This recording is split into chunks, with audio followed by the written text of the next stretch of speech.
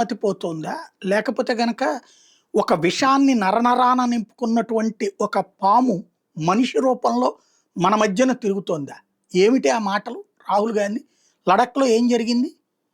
వాంగ్‌చుక్ అనేవాడు అక్కడ పర్యావరణవేత్త అని బిల్డప్ ఇచ్చుకొని తిరుగుతాడు.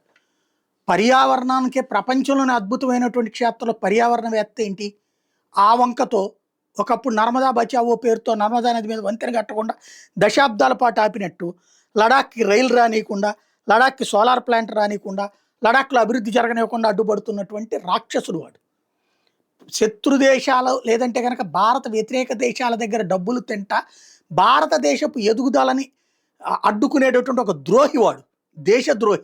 ఆ దుర్మార్గుడిని వెనకేసుకొస్తే వెనకేసుకొచ్చుకో నీకు ఓట్ల కోసం అని చెప్పి. కానీ వాడు చేసిన అరాచకానికి అక్కడ ఉన్నటువంటి భారతీయ జనతా పార్టీ కార్యాలయం మీద దాడి జరిగింది. అట్లాగే హిల్స్ సంబంధించినటువంటి సంస్థ కార్యాలయం మీద దాడులు జరిగినాయి. అట్లాగే పోలీసుల మీద దాడులు జరిగినాయి. సిఆర్పిఎఫ్ మీద దాడులు జరిగితే ఆ దాడుల్ని మనిషి అయితే ఖండించాల. సంస్కారం ఉంటే ఇట్లాంటివి జరగకూడదని చెప్పాలి. అది మానేసి లడఖ్‌లో జరుగుతున్న దాని వెనకాల ఆర్ఎస్ఎస్ కుట్ర ఉంది, బీజేపీ కుట్ర ఉంది. ఆర్ఎస్ఎస్, బీజేపీ అది ఏమన్నా ఆక్రమించుకుంటే లడఖ్‌ని ఆక్రమించుకుంటే ఎవడు ఆక్రమించుకోవాలి? చైనా వాడు ఆక్రమించుకోవాలి.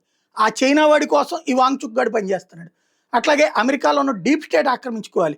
లైక్ బంగ్లాదేశ్ లాగా, నేపాల్ లాగా. అది లడఖ్‌లో చేయాలనుకుంటుంది. అప్పుడు డీప్ స్టేట్ అవుతుంది. ఆ డీప్ స్టేట్‌తో కలిసి తిరుగుతున్న రాహుల్ గాంధీ పాత్రధారి అవుతాడు.